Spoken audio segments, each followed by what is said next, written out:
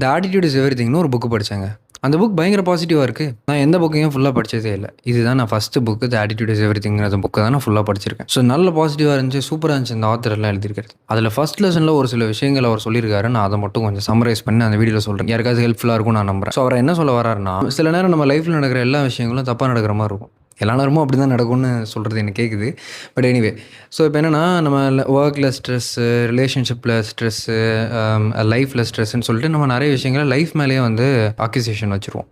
So actually அவர் life மேல இல்ல, உங்களோட மென்டல் விண்டோல தான் நீங்க வைக்கணும்னு இந்த ஆத்தர் சொல்றாரு. அது என்ன மென்டல் விண்டோ? அப்படின்னு எனக்குமே ஒரு கியூரியஸா இருந்துச்சு. நானும் பார்த்தேன்.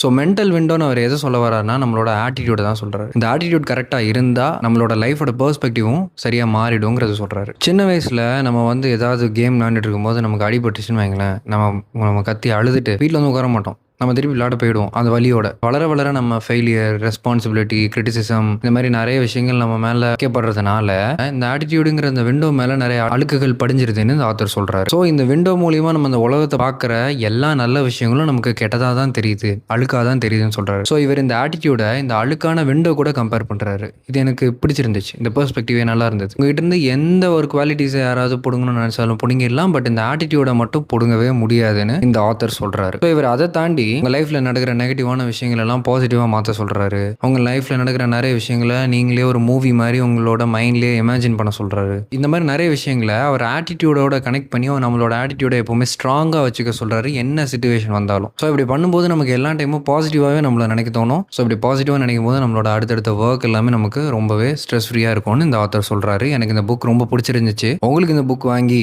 படிக்கணும்னு தோணுச்சுன்னா நீங்களும் இந்த புக் வாங்கி படிக்கலாம். த ஆட்டிடியூட் இஸ் எவ்ரிதிங். நான் இப்போ அடுத்தடுத்த லெசன்லாம் நான் அப்கமிங் வீடியோஸ்ல உங்களுக்கு ஷேர் பண்றேன். இப்போதைக்கு வரேன். பை.